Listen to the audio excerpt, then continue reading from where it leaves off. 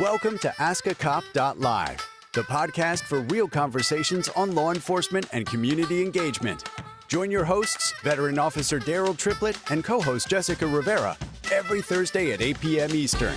Get ready for candid discussions, expert insights, and audience questions that bridge the gap between the badge and the community. Tune in as we tackle important issues, share powerful stories, and connect with listeners like you. AskACop.live, where every voice matters.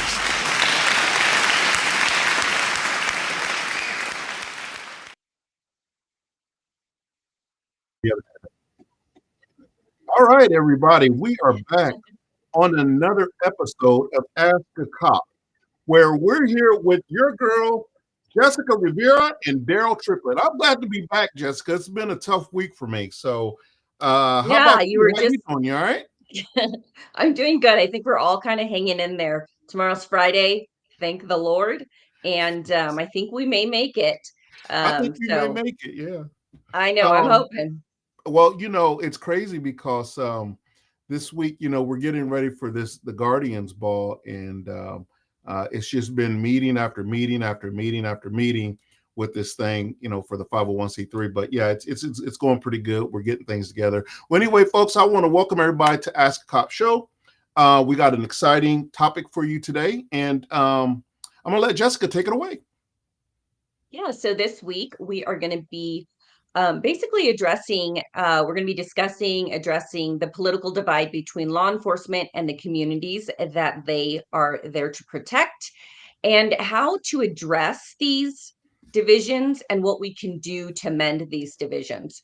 So I think it's going to be a great conversation. Obviously, we'll kind of look to the side and see our viewers chime in with questions or comments. So that's always great. But we're going to we're going to start trying to see if we can really chop this topic up and really realize, what is the division in communities? Because yes, there's certain ones in certain areas, of course, they're not all the same, but for the most part, there are a few that are kind of common around the nation. And those are the ones we're going to talk about today. Well, you know which brings me to the point of I found another video that has to do with the topic of political divide, and it's something that happened here in Atlanta, Georgia. I want to discuss with you. I want to bring it up. I haven't told you about it yet, but it's going to be something that's going to raise some eyebrows there. All right. Yeah. It's going to be a really great discussion. I think our viewers will have a lot of chances to chime in and kind of give us their 2 cents, their thoughts, because a lot of these topics that we talk about, Daryl, really do involve the common person. We're not talking about, big wigs up in DC. We're talking about everyday people just like you and I. And we live in these communities, what things that we see daily, and our media. So it's going to be a great open discussion, and I'm looking forward to it. You know what? Which brings me to ordinary everyday people. I sent you the clip of me on News Nation. You did. What did you think about that? Like, I was just like, I've done this probably about maybe 4 or 5 times. And other than not knowing the difference between Dodge and Doge, I think I did okay. Yeah, you know what? I've actually seen some experts kind of not really know how to pronounce it well. And sometimes your words just get in the way. You know what you're thinking, but it doesn't always make its way out completely the way you thought. But I thought you did great. I think it was a great panel to have. I really, really do. I think everybody kind of had a different perspective. Of course, I enjoyed your perspective a little better than the others, but there was something in there for everybody. It was. And you know what's crazy is when I said Dodge, it didn't even register with me. And then the co-panel, Mitch, he emphasized Doge like 3 or 4 times. I was like, wait a minute, what just happened here? Did I just mispronounce Doge? And I was like, oh my God, I'm an idiot. That's okay. I think Yeah, it happens. I mean, you knew what we were talking about. It wasn't a complete, it's not like you didn't have any idea what you're talking about. So Yeah. you got the point across. I got the point across, and that was You it, did. And I Yeah. said, when you're doing something live, which I love about this show, is that this show, folks, is live. Okay, if something happens right now, you're just gonna see it, whatever it is, and that's Mhm. what I love about the show, because that's why we named the show not just Ask a Cop. We named the show Ask a Cop Live, because the whole caveat to this is to be able to pick up the phone or to get on the chat box and to ask us something live, and you get a real answer to it right now. Nothing we got to think about and scratch our heads about. And, how will this range with the polls if I say it this way? No, you're going to pretty much get it bone dry, just how it is. So that's what I love about the show. Right. Oh, I'm sorry. What? No, sometimes afterwards in a show that's live, but they don't really have any viewer interaction. There's questions that are asked that the anchors or the host will go back and look at later, but the topic's gone. It's done. You're on to something, different next time. You can't really answer it at that point. So yes, the live aspect of this is a lot of fun, but there are a lot of things that can go wrong. And so far, we've done well. Well, y'all just don't know the behind the scenes stuff that's happened. But Yeah. I have to give my girl, props. Jessica hangs in there with me now. She is I Johnny do. on the spot, or Jessica, Yep. no, Jessica on the spot. Yeah. That's what I'm gonna call it. Okay, Yep. we gotta pay some bills here real quick, folks. We're gonna take our first very quick station identification, and then we come back. Jess is going to lead us into it. But right now, stay tuned. Y'all grab your favorite beverage, whatever that is. Get whatever you want to do to relax. Sit back and relax. This is going to be one heck of an hour of a show. We'll be right With back. over 50 years of experience and a perfected 100% American-made manufacturing process, Tallman Pools sets the standard for excellence in fiberglass pools, spas, and tanning ledges. That's right, our pools aren't just pools, they're works of art. Meticulously crafted to bring beauty, relaxation, and endless enjoyment to your backyard. And when it comes to quality, Tallman Pools doesn't cut corners. Ready to take the plunge? Contact Tallman Pools today at 770-478-2257 or shoot us an email at contactus@tallmanpools.com. Visit us at 8993 Tara Boulevard, Jonesboro, Georgia 30236. Tallman Pools, where luxury meets craftsmanship.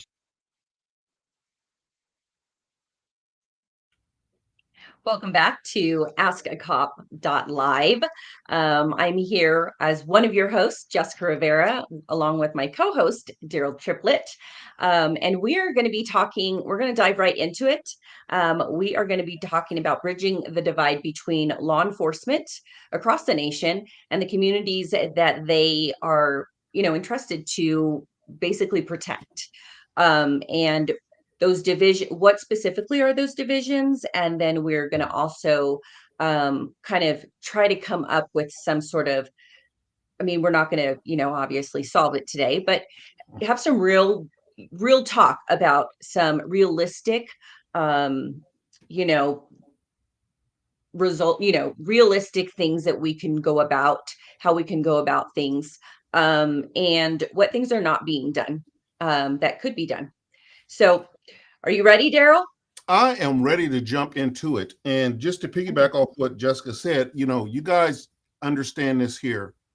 The reason why you tune in, the reason why we do this is because we're going to give you our honest opinion. Jessica's right. We're not going to solve today's world problems and bring harmony and peace to everything, but it gives you a second to think. It gives you a second to say that, you know what, maybe this instead of this, the way that I've always been thinking. So that's what I love about the show, and I'm ready to jump into it. Right. So if we can just bring up the slides so that we can just kind of go through these and everybody can kind of keep keep up with what we're talking about. So yeah, so we're going to be talking about the specific political areas of division between law enforcement and the communities.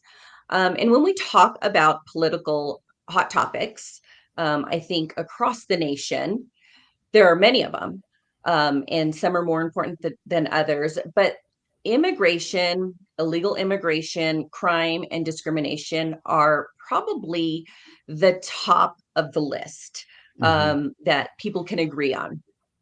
So, according to a recent, 2024 poll by the Pew Research Center, these four included. So it starts off with racial attitudes. We have immigration attitudes. We have American history attitudes. And we also have gender attitudes. So Right. we're going to get right into that. I think, Daryl, do we have that? We're going to do the minute of silence, correct? Yes, yes, yes, we are. We're going to take Okay. some, we're going to pay tribute to our fallen heroes, folks, and then we're going to be right back and we're jumping right into this. So get ready, fallen officers.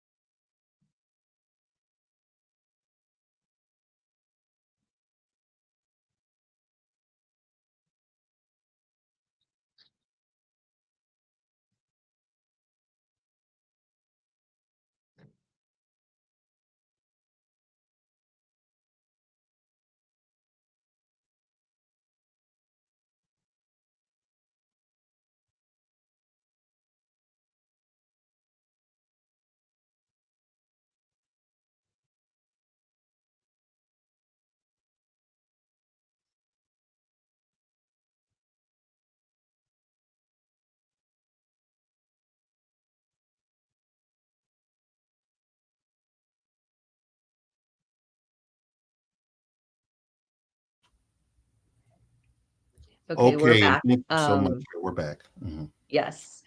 It always breaks my heart to see those pictures. It'll never change. It'll never I feel so awful that we have pictures that we can constantly show every Thursday, but we'll keep those fallen officers and their family and friends in our prayers.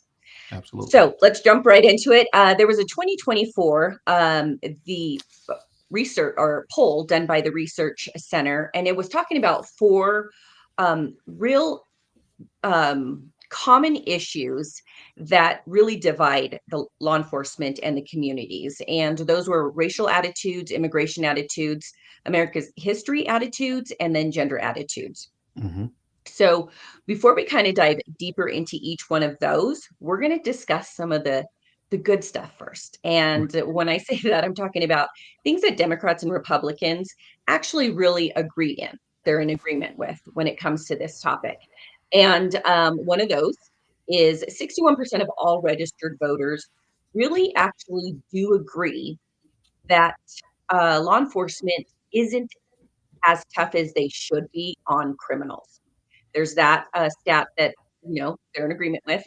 Then we move on to keeping communities safe and treating people of all racial and ethnic groups.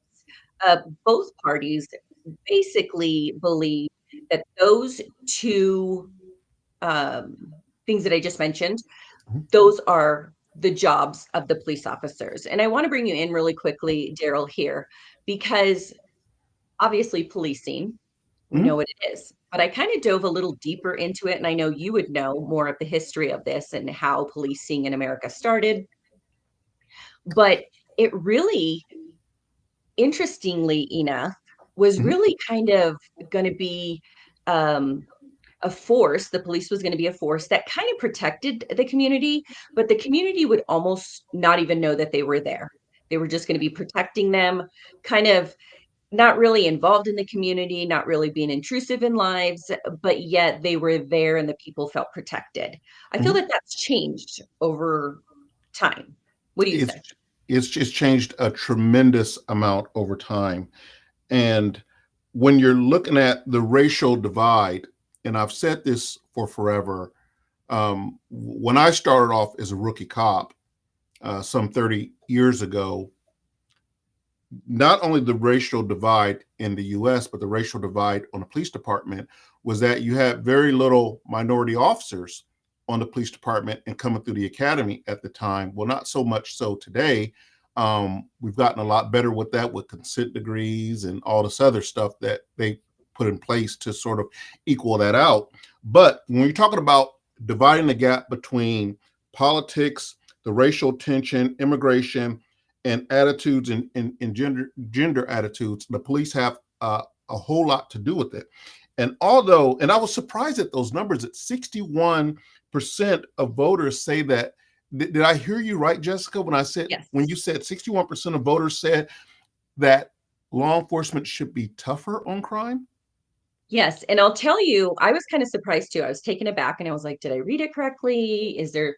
But here's the thing. People will tell you, like, for instance, if I had different beliefs than my friends and family, or if I was talking in public and I didn't really want people to really know how I felt because I was going to be judged, Right. some of these people out in the open, they're going to tell you the opposite. But in an anonymous survey, they're actually going to put down what they truly feel. And so because they don't know, nobody knows, they get to vote anonymously, they get to write down their comments anonymously. So you get much more of an honest answer in Mm-hmm. these types of polls.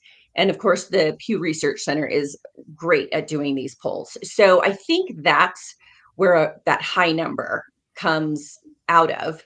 And it is a little surprising, but I do think that when people are polled and they don't have to give information that necessarily leads back to them, and they can kind of, do it in a private setting, you're going to get more of an honest answer. And it surprised me, but it made me feel kind of good, because there for a while I was like, is it like if people actually think that this crime rate is okay? And actually to find out that they might be saying they don't have a problem with it, or it's not that high. Right. But in all honesty, it really is. Well, I remember when And we it's did our getting segments. I'm sorry, go ahead. no, and it's getting better. Yeah, well, I remember when we did our segments back during the race, the presidential political race. You had all these Democrats, and we can go back and run the tape. You had all these Democrats saying, "Oh, crime is almost null and void. There is no crime under the Biden administration. There is no crime under this. There is no crime, blah, blah, blah, blah, blah."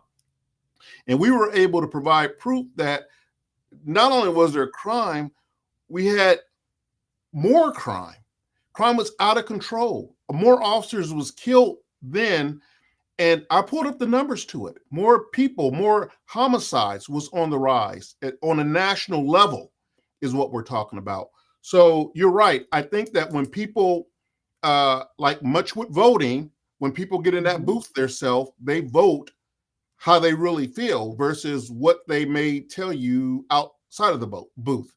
So I think it has a lot to do with when you're talking about the political divide between law enforcement and policing.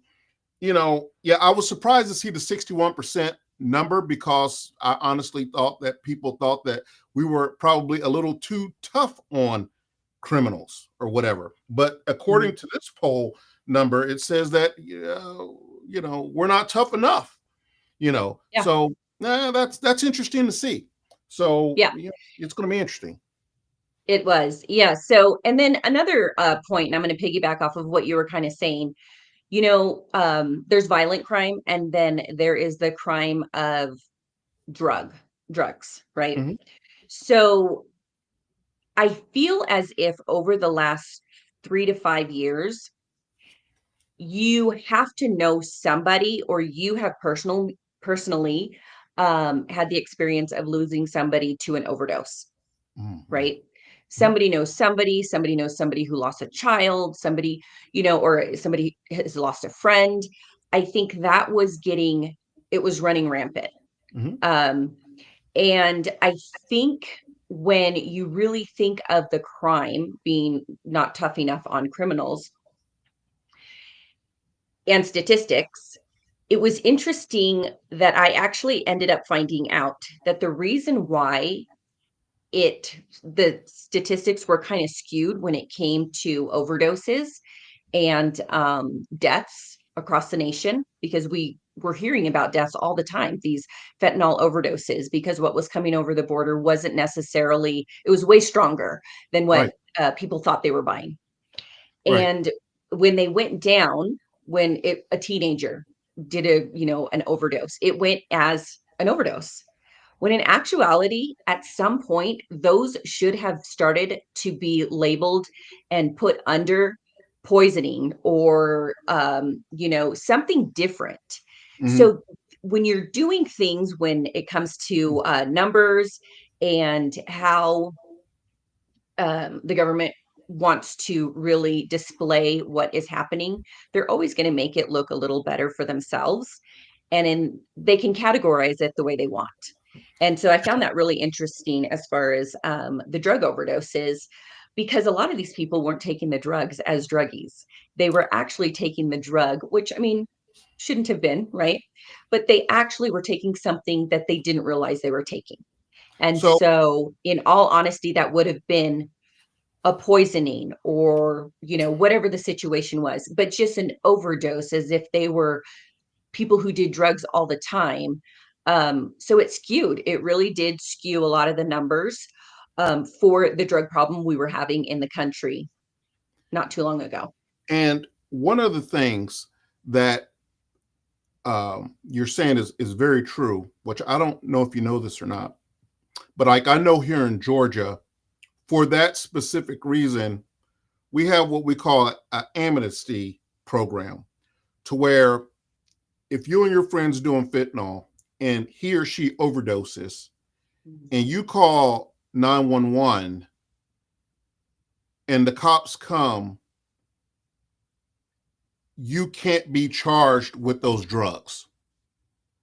So how they label if that person dies or not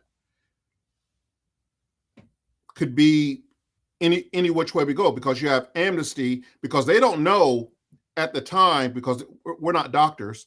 We guess Yeah. that this person's on drugs and that they may have died of fentanyl overdose. Can you label it that? Nope, not really. You do call the coroner, you go through all that other good stuff and stuff like that. But that's a very good way a lot of these cities and counties sort of skate around that also, as far as labeling that under the amnesty program. It's a good program, Yeah, because it is. what we were finding was people were dying because people didn't want to call 911 and they're there with all these drugs laying around them. So Yep, they were just being silent and just silently leaving the hotel room and leaving that person to fend for themselves. And of course, what was happening was they were dying on it. So absolutely. yeah, maybe that had something to do with the up and downs of the numbers, also of how we're labeling this. Also, it could be. And then a lot of times, when we're talking about 61% of the people saying cops are not tough on crime, is that a lot of people watch these fantasy movies about policing and stuff like that, and you really don't see it up close and personal. Mhm. And when you do see it up close and personal, it's very violent, it's very loud, and it will throw you in shock and awe, right? So it's nothing that we see every day. That's the reason why you see, when there is police action, everybody's grabbing their cell phones and everybody's just appalled of the violent nature that sometimes we have to do in order to law enforce. So yeah, it's a very interesting poll. It is. It's very interesting when you start diving into the statistics and all that. So that was just something I kind of wanted to just throw out there so that people kind of are aware of that. And so those are the two areas that Democrats and Republicans agree on, right? We don't really, I mean, they don't really agree on much Well, a not lot of much. times, but the areas that they're divided is, compared to Democrats, the majority of Republicans think police need to be tougher on crime. And that poll was specifically just between Democrats and Republicans. Didn't involve independent voters or other, party voters. Mhm. So another area that they're divided is Republicans tend to place a greater importance than Democrats do on respecting police officers. And I think that's pretty well known. Mhm. And this last one, I don't think anybody will be surprised on, but Democrats tend to place a greater importance on respecting the rights of the actual person who is suspected of the crime, right? Mhm. So being softer on crime, being softer on criminals. I think we've all kind of seen how that has gone for our country over the last administration, and it didn't work very well. And so doing the cleanup, I think we're getting there, but we're not there yet. I think when people get very comfortable with a situation, you learn to just live with it, right? And so now we're having to kind of realize that that wasn't normal to live with, right? We shouldn't be scared to walk, outside. You're never going to get rid of everybody that is bad, but it should be where people, even in, it was getting to a point where even nice neighborhoods Yeah. were really, really having major issues with crime that they hadn't seen ever. And Right. so I think we're trying to, with this administration, I think they're trying to reel that back. So hopefully we can kind of come full circle and return back to some normalcy when it comes to that. So those are the areas that they were in agreement with, and those are the three areas that they're divided in. So now So we're going to go. Yeah, I go got a ahead. question. I got a question. Yeah. So when we're talking about seeing the shift of crime from, let's say, the badder areas to the Mhm. richer areas, where do you think that comes from? Is it a busing issue? Because I know that was a big thing here in Georgia, to where uh, the rich folks up north didn't want MARTA to really come up that way, because of they figured that it would bring crime up that way. Mhm. And I know, like, sort of down south, it's inundated with busing and trains and stuff like that. Mhm. And when that does happen, that's an issue. And then also, I can never think of the name of this, gentrification. So, Yes. do you think gentrification in certain areas play uh, a pivotal part of getting rid of crime, Republican versus Democrat? Yes, I think everything that you kind of stated, I think it's a combination of all that. I definitely think gentrification is the issue, because when you have gentrification, and for anybody who doesn't understand that, it's basically where you take kind of an older area that wasn't so great. Mhm. People didn't really want to come and start moving in, and you start getting these younger people, usually white people, into these areas, and they start fixing up the area, and they start making it better for, more attractive for people to come, want to come Mhm. visit, and make more attractive for people to want to come and buy property. And then, everything goes up, and it starts getting expensive for the people who were there prior, so they can't sustain themselves, so they have to move somewhere else, right? So they move out of the area, and then this area gets built up, and it's this new place. um and with We see that a lot in gentrification, I Atlanta. And do. where do they move What was to? that?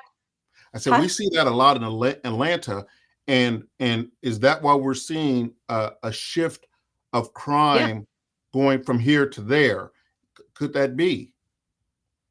and it could be. And what I was so when these areas become gentrified, the yes, they're, building up the properties and things like that. But unfortunately, education is one of the areas that is the last for people to put money into, right? And so these schools are still the old schools. They're still the schools, that these kids who have been pushed out are, still within the district, possibly, but just not in this area. Mhm. And so then it starts becoming that they're coming into this area, even though originally it was where they lived. Um, so I think there's that whole situation um, that really is an issue. And it was interesting because I was talking about this yesterday with my husband, and or actually with my dad, and he was we're talking about our area. We're kind of out in a more desolate area. And, for the most part, everything is really smooth. I mean, at our school, you maybe have some attitudes of kids, but they're having these issues where every year there's more and more violence between the students happening, right? Mhm. And people are just at a loss as to how this is happening. And the situation is this, is we're out of the city, right? So the kids who have been problems in the cities, the parents are at their wits' end. They don't have the Mhm. time to deal with them. And so what Mhm. they're doing is they're sending them out to family out in a desolate area, hoping that these kids learn their lesson, but they're not addressing the issue. So then these kids are being integrated into an area that does not see this kind of stuff, from the city. And Wow. so eventually that happens enough. And then, by the time it's out of control, it is what it is, right? You can't be, Yeah. these kids have the addresses there. And so when it comes to that, like, I think that is maybe a possible issue. In some areas, maybe not so common, Right. but that is something that we are dealing with here. And it's not as to say that you can't help these kids, right? But the parents have to work together along with whatever family they're sending them to, and they have to address the problem of what the issue was, whether it's in the city school or whether it's in a rural school. The kid's still going to have issues, right? So those, and then it always leads back to mental health in this country. It And does. unfortunately, a lot of the mental health issues that we have with young people are not addressed correctly, and so it just kind of accumulates. And Yeah. then that's when we kind of fall into where, these kids don't finish school. They end up, committing crimes to get by. And Get then back it's in the just system. a nasty cycle that continues. Yeah, back in the system. But It's crazy. yeah, it is. It's horrible. And so things like that need to be addressed in order for any of those, issues can start, kind of reversing and being beneficial. So the Mhm. racial attitude differences that this Pew Research Center poll was talking about is the differences in races and what they think about how police do their jobs. So, in general, Mhm. the poll was saying that Blacks are not as confident in how police respond to them. Okay, I don't think that that's any super surprise. Mm-mm. Whereas whites tend to be a little more confident when they have interaction with police. Um, and we do see the issue, the not so common things where there is violence also, with people who are pulled over of different races besides minorities. Mhm. But for the most part, um, whites are not going to feel as threatened with police interaction. Mhm. Hispanics and Asians, on the other hand, they're more confident than the Blacks that were polled, but they're not as confident as the whites due to what it was brought up was racial profiling beliefs. And when we talk about racial profiling, obviously you're going to know a lot more about this. You know, there's a there's just not really an agreement as to if there's some people who think racial profiling absolutely is something that should be done, whereas then there's people on the opposite end of racial profiling. I you know i think that it has its place in certain situations and in certain areas where crime is rampant, um, and sometimes it kind of is just common sense that could save somebody's life. Those are Mhm. my thoughts. Mhm. What are your thoughts when it comes to when you were policing and the issue of racial profiling? So that's a very touchy issue for me, and I'll tell you why. Hmm. Because we have these things called tag readers that's on the back of our car. Okay. And um, I would get into it all the time with officers, and I still do to today. I'm still on the job about running people's tag. Now, me and my lieutenant at the time would go bump heads about it. and he's another black guy, real cool guy, but we would just have difference of opinions, and that's fine. I would say that the tag reader is put on the back of the car because the tag reader does not racially profile. The tag reader does not discriminate. The tag reader just reads tags as they go along. So you may park in the middle of the highway, and you have a tag reader that's facing north. You have a tag reader that's facing south that catches tags, right? Okay. If your tags are suspended, if you don't have insurance, if you have a warrant, then it just is what it is. Tag readers don't profile, right? Yeah. Unfortunately, some officers do profile. So when I see officers that look and say, and you know me, Jessica, I just got to keep it real. Oh, there's a car full of black guys. I'm going to run that tag. Right? To me, that's racially profiling because what probable cause, what did they do to make you run that tag through GCIC, which is a whole laundry list of reasons why you have to utilize GCIC, right? Sure. Use it for investigatory stuff. But is that investigatory stuff if someone's just driving by and they're not doing anything illegal? They just may look what you think is suspicious. But is that enough probable cause? Does that meet to the level of probable cause to infringe and run someone's tag? Well, my lieutenant said, yes. I said, it does not. It does not. The same thing with, if you remember back in the day, a big police department with this was the stop and frisk. Okay. So that happened under Mayor Giuliani in New York City, the stop and frisk. It was a huge, huge thing. It started off, I think, like with most things, I think it started off with good intentions. And then we do this thing, which we always do. We interject people into it. And then now stop and frisk is becoming some racial profiling thing to where, oh, that guy's got the gold on and the gold in his mouth and stuff like that. He must be a drug dealer or whatever, right? But there may be a white guy in a suit and tie that walks by that you don't even look at that may have a suitcase full of cocaine. Absolutely. Yeah, absolutely. So when you're talking about the pros and cons of racial profiling, yeah, you know, to some point in time, do we racially profile? Well, yes, we're human, right? You may look at someone and go,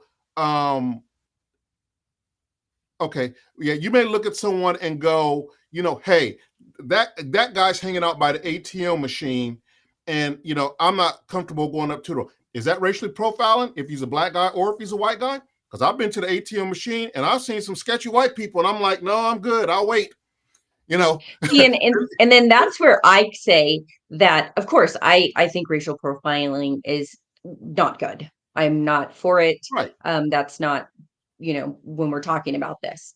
I understand your point, and I feel the same way. Now, your thoughts on just profiling. So on profiling, if it's for an investigatory thing, yes, okay, we do that all the time.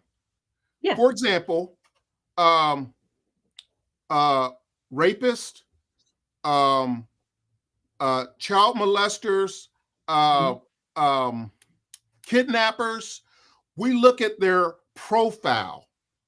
And then we have these things called police profile analysts that, to me, they're giving you their best guess of what this guy's going to do next. Right? Sure. So I don't think that profiling is a big deal. I think that when you bring race into it, that's when it becomes a big deal. Absolutely. And I think that that's kind of what I think you and I agree on, because I think profiling in general, right? Like you said, you come up to an ATM, it doesn't matter what color the person is, right? At night or whatever. If somebody's acting sketchy or hanging around the ATM, they may just be there for really very innocently. But the majority of people are going to kind of take aback and maybe I'm not going to get off, maybe. And that just has to do with profiling the thought of that looks like something that it's going to end badly, right? So you don't want to put yourself in that position. So in that regard, I do believe, and of course, like I said, and you stated, we're human. So, and when humans have power, they're going to use it, right? Against people who they deem as, less than or more of a problem, right? So when it does come to racial profiling, I think obviously it's not the right thing to do, and it is a major division in a lot of communities, right? So then we move on to immigration, illegal immigration, and I threw really the topic was immigration, but this completely irritates me. And I don't know if it irritates you, Daryl, but when politics are brought up and they say things like Republicans are against immigrants, or the right conservatives they don't like immigrants. And the reality is that the majority of conservatives and the majority of Republicans take issue. It'd be absolutely silly to take issue with immigrants, right? We're all immigrants technically. I think it's the illegal immigration that is the issue, but they can never say it in the media. They never will say it, right? They'll say undocumented, they want to make it seem a little better. Right. But Soft, ultimately, kind to the yes, ears. soft, Right. exactly. Yes. And that's fine. But the issue is it's not immigrants. It's not just immigrants in general. It is the illegal immigration, because what that brings with it, right? There's issues of abusing the social welfare system because they can't get a job because they are illegal, so they can't go and apply somewhere. So those types of issues are definitely, when it comes to immigration and illegal immigration, a very big issue between one of those big divisions. And I think it's fair to say, I think you would agree that under the current Trump administration, illegal immigrants are being deported in masses, with the cooperation between local police and ICE. And so that obviously has only deepened that divide in a lot of communities between the police and the people that they're sworn to serve and protect. Now, there are some people that will feel as if anybody is in this community, that is a person that the police need to protect, correct? Well, But then there's people on the other side that say, yes, if you're legal, you are to be protected, right? But if you're illegal, you've already broken the law.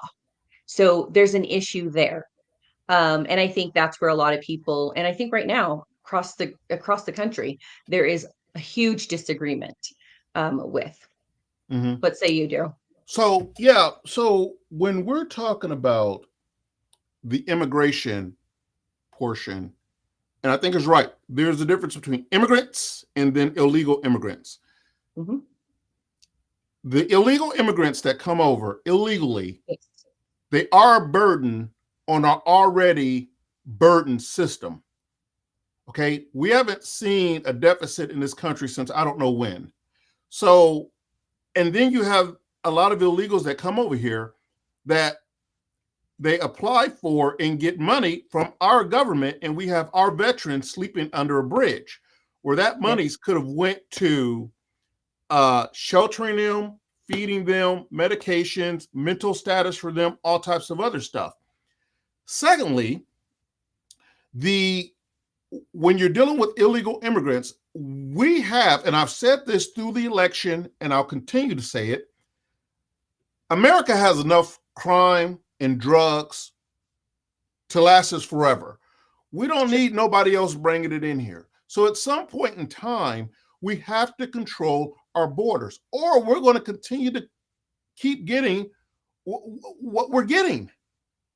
Out of control economy, crime that's rampant, drugs all in the streets. Now, I'm not saying every illegal alien is bringing that in here. I'm not saying that.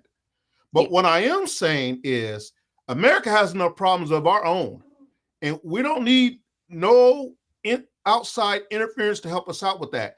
If you want to come to America, I'll look in the camera and tell you, then come legally.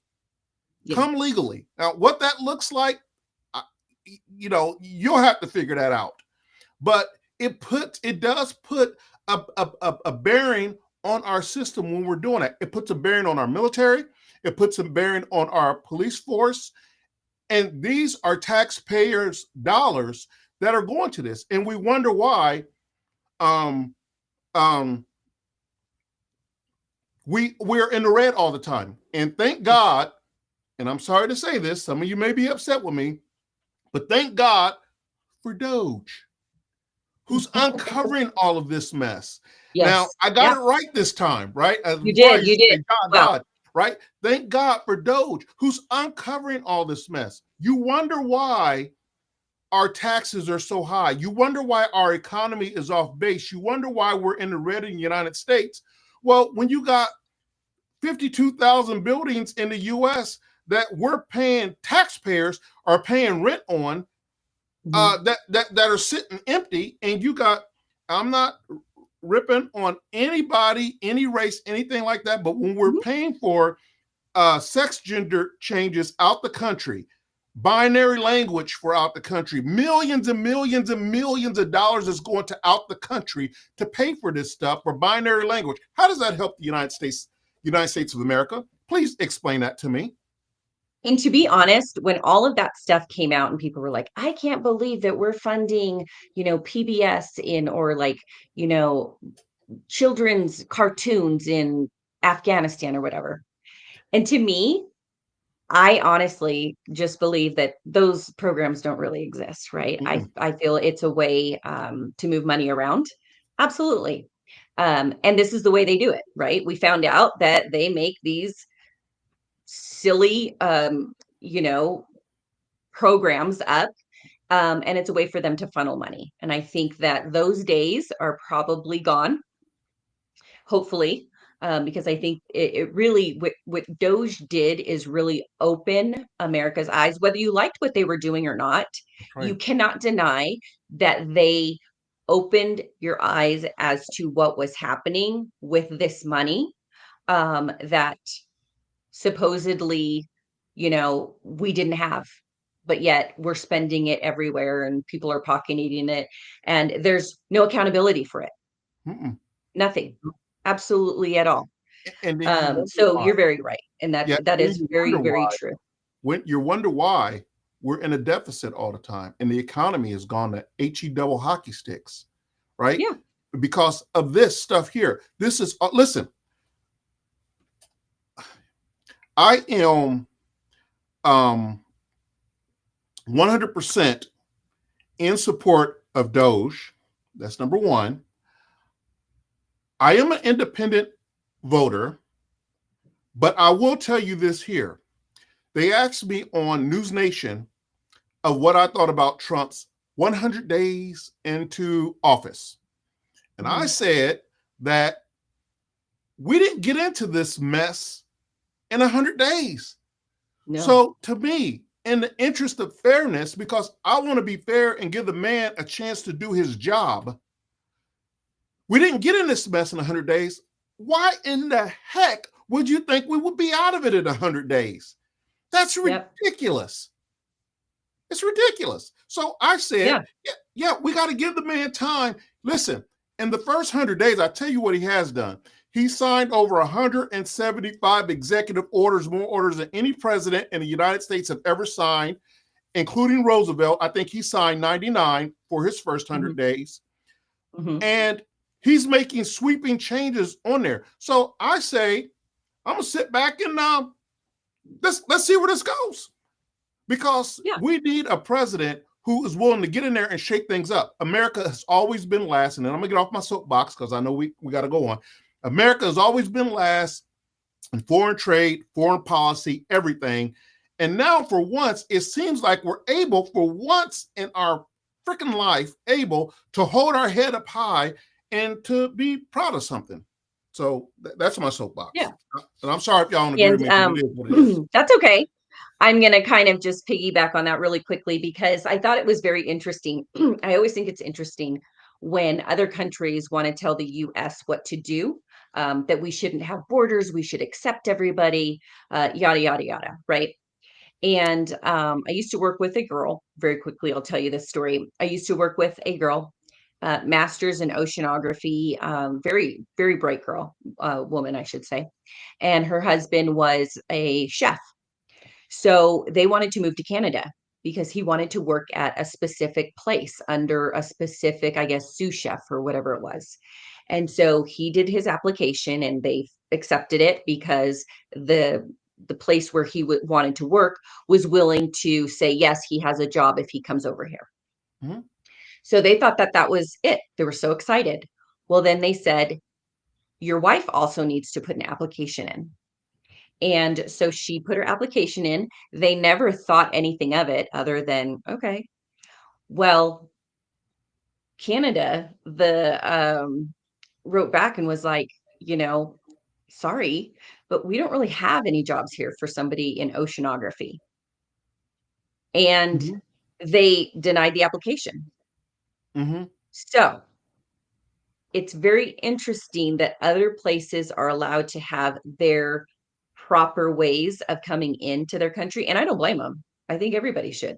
Mhm. Yet America gets villainized for wanting to keep our system, the way it should be, actually keeping track of where people are moving, having people when they come over here to have sponsors for a certain amount of time, somebody who's kind of backing them, an insurance of, if you will, because that is the proper way to go through it. And then you're able to kind of ease your way into the country. And I will say this right now, and I know there may be people that do not agree with me, but I am a strong supporter of assimilation. And I think that we no longer, people just feel like they can come here and they don't have to assimilate to anything that we have here. Right. Well, then we can't live together if you don't assimilate.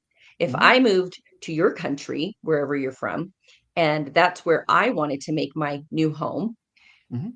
common sense would say, I'm not expecting these people to, just accept me. I have to assimilate and get used to what they do, how they do things here. They do things differently.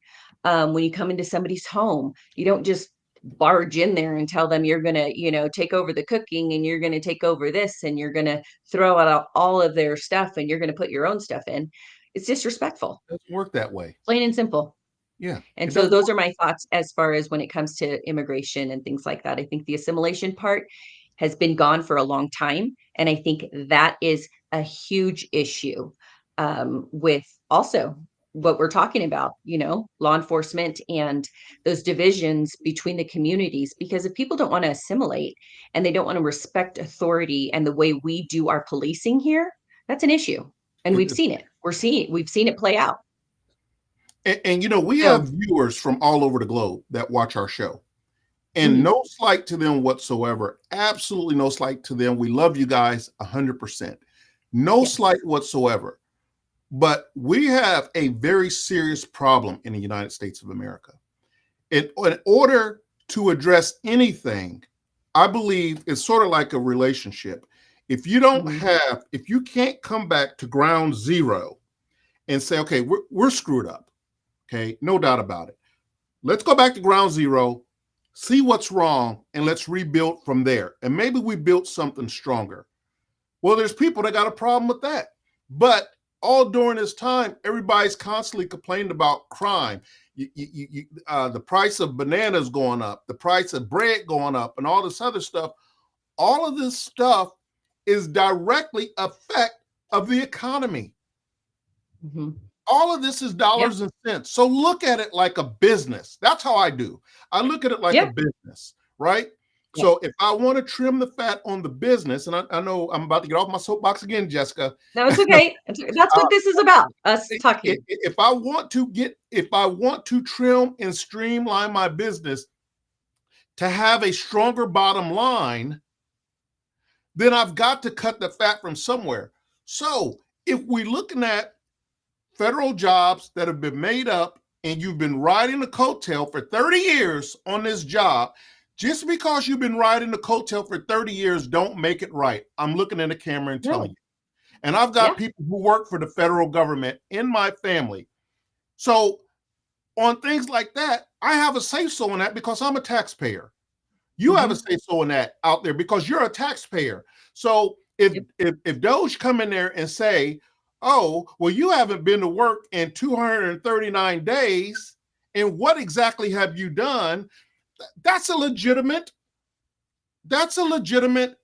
thing right there. You can't go to any employer and just write off the coattail. Now, under the old Democratic Party, yeah, you used to be able to do that. But right now, they are very laser focused on streamlining our budget, our economy, and getting it back in order. And sometimes you got to break a few eggs to make an omelet. I'm off of it.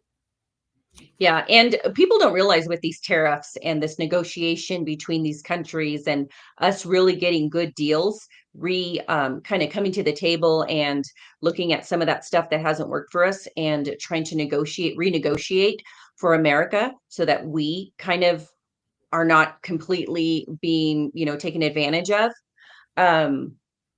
We have to, another thing that Trump is doing that which people, I don't know if they really are paying attention to too much, is this is taking time. He's trying to rebuild our middle class. We've not had a middle class in a very, very long time. Our middle class is pretty much gone.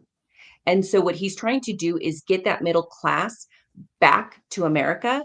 And the way he's going to do that is with jobs. People bringing those jobs that they sent overseas, bring them back home so that we're not so dependent on other people, other countries. And yes, we've gotten used to the cheap and quick, products we can get from China and overseas. But Americans have to make a decision. Do you want our country to survive in the long run for the future? Or are the cheap, quick things that you can order on Amazon from overseas because they're being manufactured there more important?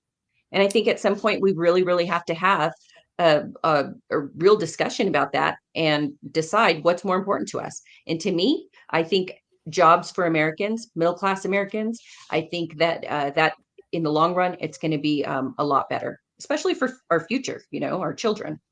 Yeah. So now we'll move on from that topic into, we just have two more. I want to talk about those tariffs, but we're moving on. I want to hit on those tariffs, but we're moving on. We should actually do a whole show about it. I know. America's historical record on policing. So the community policing concept, which I know that I'm preaching to the choir here, Daryl, began with the intent to protect people from crime with little intrusion on the lives of the community, right? So the police were there to basically protect them, but to not really intrude into these people's lives.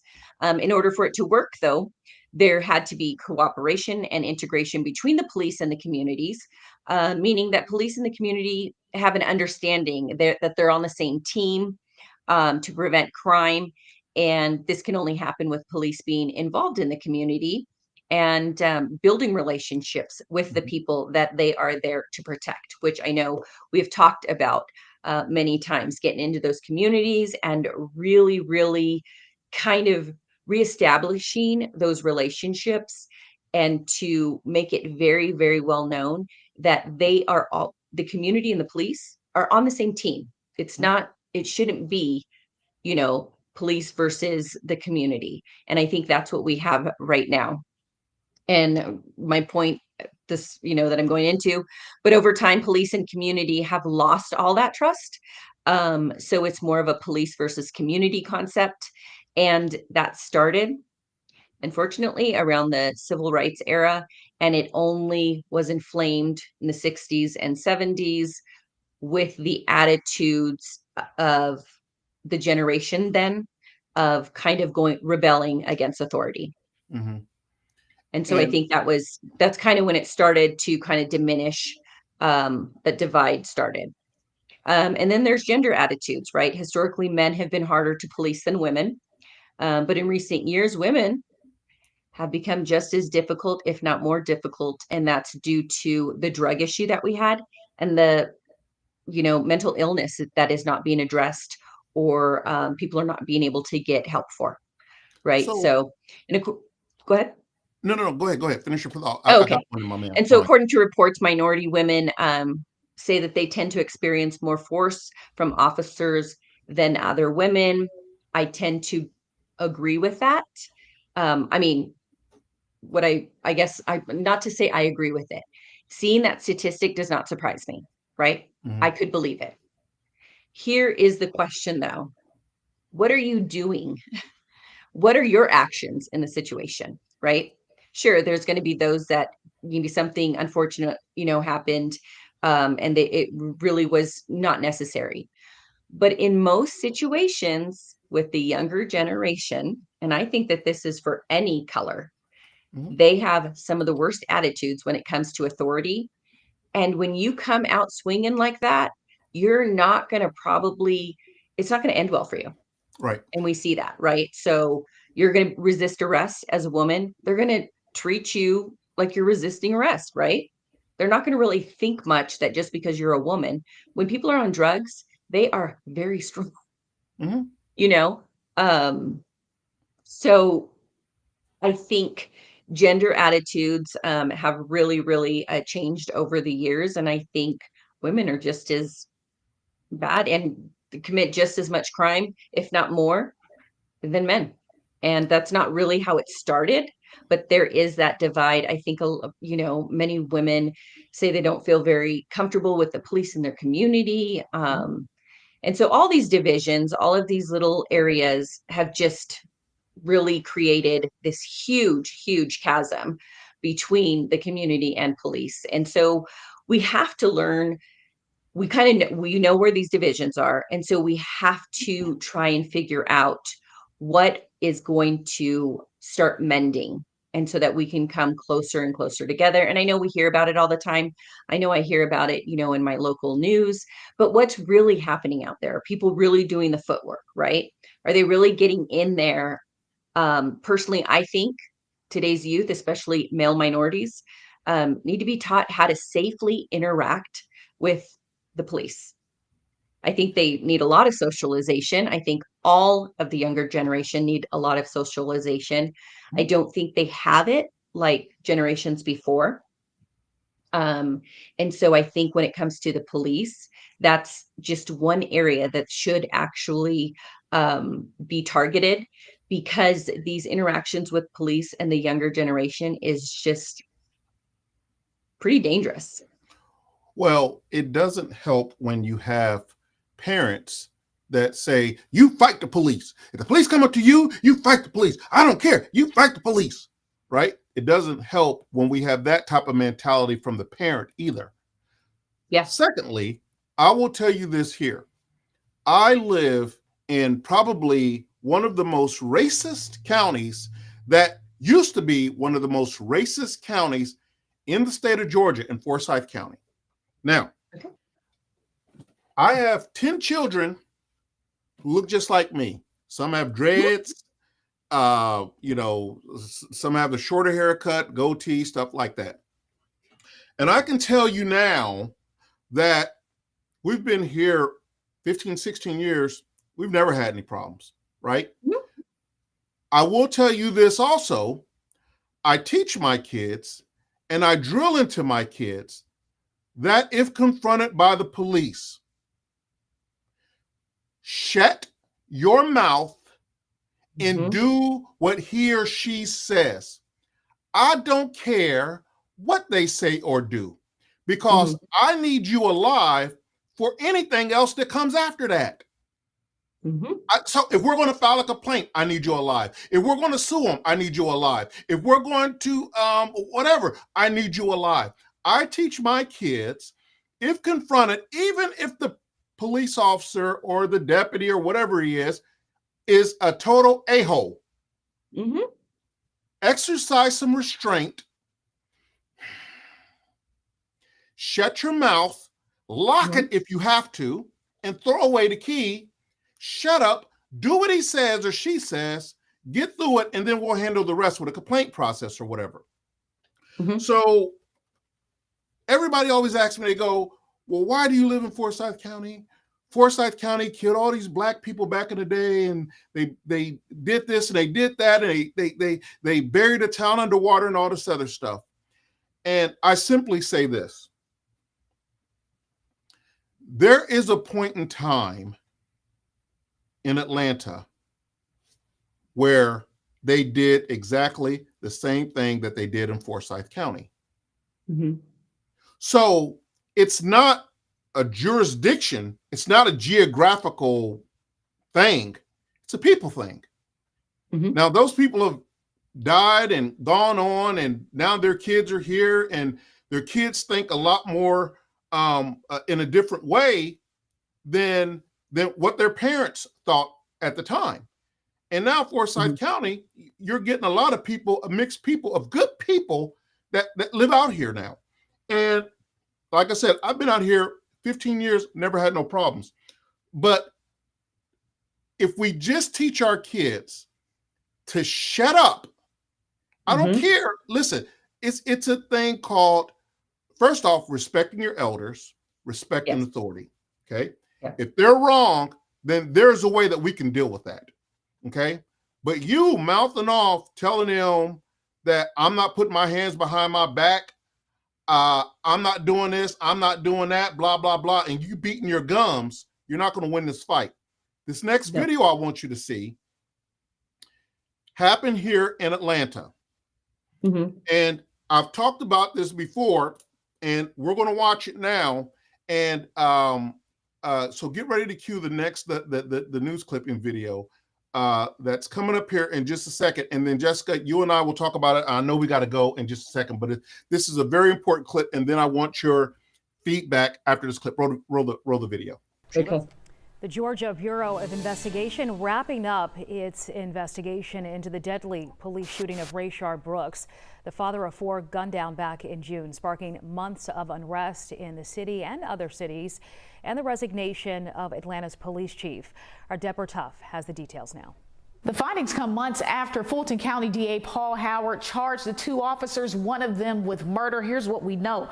The GBI confirmed with 11 Alive their findings have officially been turned over to the DA's office. Findings which have not been made public just yet. In June, Brooks was shot by now ex-Atlanta police officer Garrett Wolf. Now, video allegedly shows Brooks taking Roth's taser during a brief struggle and running away while discharging it. After Brooks was shot, video also allegedly shows the officer kicking and stepping on the dying Brooks. Now, the call did come in as a traffic stop for a suspected DUI after Brooks was found asleep in his car in an Atlanta Wendy's drive-thru. Now, Howard did lose his bid for re-election. His successor says the case may need to be tried in another county.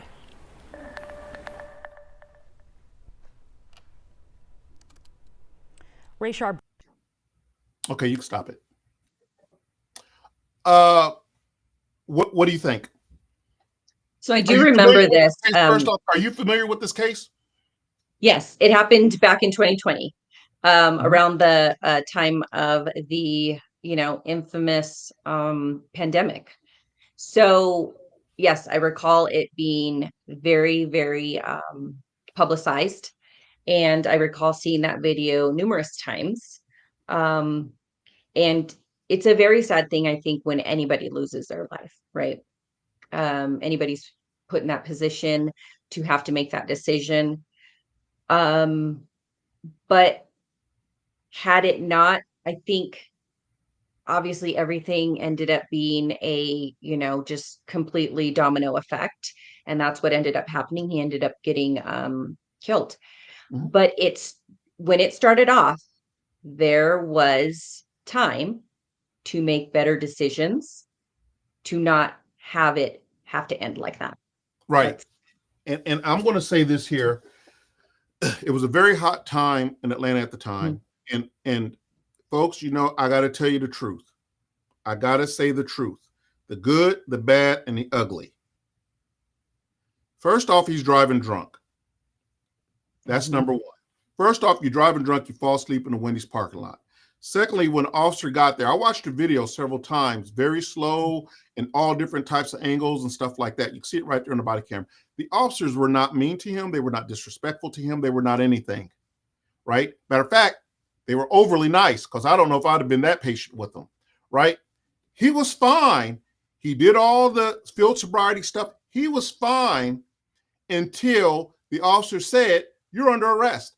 They took out the handcuffs, tried to put the handcuffs on. That's when the fight happens. He takes the officer's taser. He shoots one of them in the face, under the eye. Then he shoots again as he's running away. That's when they light him up. Okay. Totally 100% under our law in Georgia, justified. Period, point blank. Period, point blank.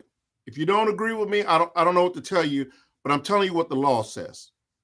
Yes. And Rayshard Brooks, rest his soul, bless him, rest his soul, I'll say it again, but you got to take responsibility for your actions.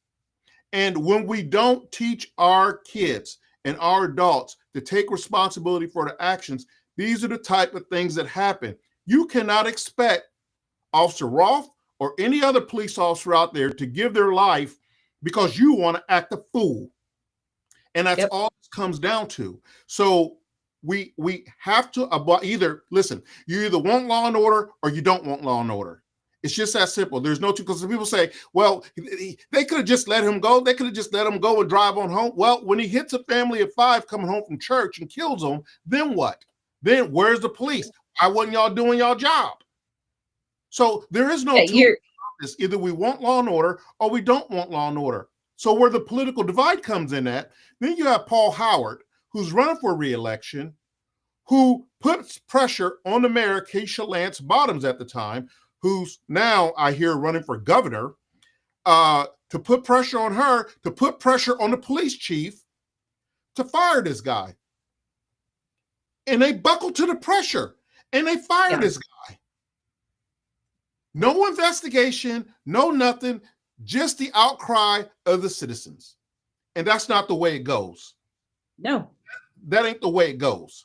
So when you're talking about the political divide between policing and politics, that's a dangerous cocktail mix right there. Because Paul Howard put charges on this dude, put murder charges on this officer, put him in jail for doing his freaking job. And he followed the law to the T. So it is very important when we're talking about the divide between politics and police. Politics has no room in policing, period, in my opinion, in my humble opinion of 30 years. Because this is the type of foolishness and the nonsense that happens. The police chief, Erica Shields, said, "I'm not firing this man. I'll quit first." So she quit. So again, then the mayor put her nose into it, again, into police business. And then here we have this big fiasco. Yep. And it's no wonder that they're, police everywhere, departments everywhere are lacking really good people to join that really do want to do a good job, because it's just not worth it. When you do the right thing, you still, and it's just not worth that much putting your life on the line every day in hopes that you don't. A politician's going to do the right thing.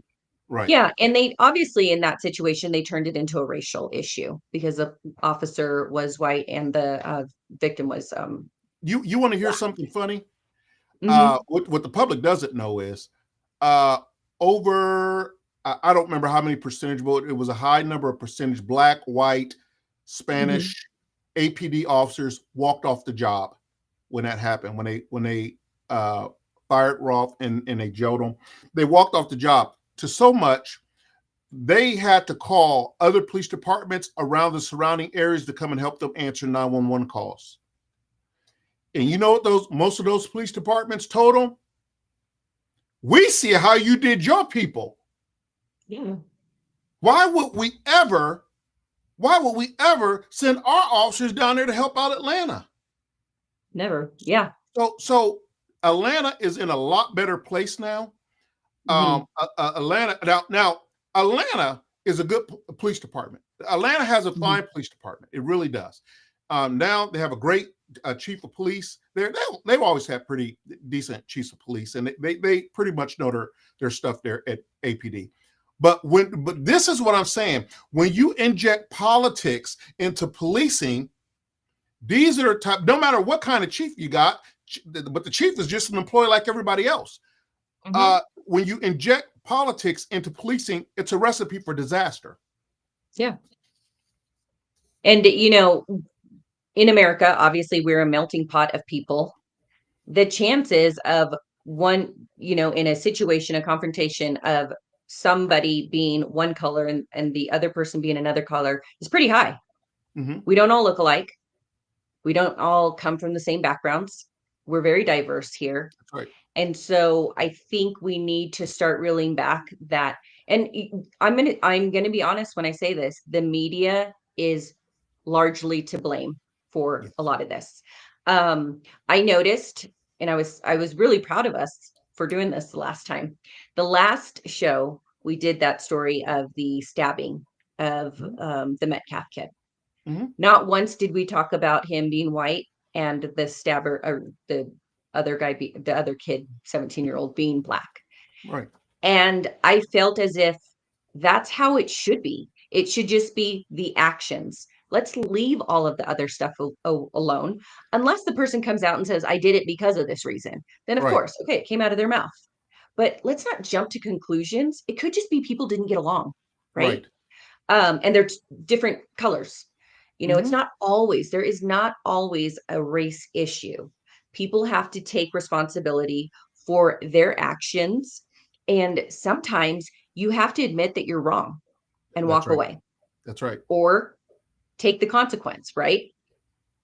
You're free to choose. I always tell my kids, you are free to choose, but you are not free from your decisions' consequences. That's right. So if they have bad consequences, you need to own them, right? That's right. So it's critical thinking. It's teaching kids how to make decisions. Executive functioning, I feel, is not taught anymore. People don't even really understand what executive functioning. I'm like, it's how to get through life. I can't believe that so many people. And so with my kids, I really, really do try to emphasize that. And I give them a lot of freedom, but you also have to, you know, you reap what you sow, and that's sometimes good, sometimes not so good. That's right. So, and I think it starts off in school, parents at home. I think first and foremost, parents are in charge of that. Then I think schools need to support it, and it needs to be a consistent thing that's happening with kids as they're growing up to adulthood. Yeah, I agree wholeheartedly. With that being said, we're going to take one more quick station identification, and I really want you guys to look at. We have a couple of different programs, and they're great programs. And one of them is I'll bring it up here. The All Cops Ain't Bad. We have a couple of events that's scheduled. If you're in the Atlanta area, if you want to attend some of the events, because this 501c3 really helps supports the show Ask a Cop, along with Tallman Pools, along with a lot of other things. They have a lot of good programs. They have an emergency fund program that's coming along that's going to help victims in need. We talked about people that have been victimized and stuff like that. Well, this emergency fund program will actually be able to give you aid at the time of need. The caveat is it has to be referred by a police officer on the scene at the time. It forces you to talk and engage with the police, which is our motto, right? Bridging the gap between cops and community. So we're going to take our last commercial break real quick, and then we're going to come back and we're going to close out the show. Hello, everyone. It's Daryl Triplett with All Cops Ain't Bad. I just want to take a moment to thank each of you for your continued support. Whether you're tuning into our podcast or attending our events or making a donation, you are making a difference in the mission of All Cops Ain't Bad. So thank you for being with us. Let's keep pushing forward, bridging people together, and continuing this important work. Together, we're stronger.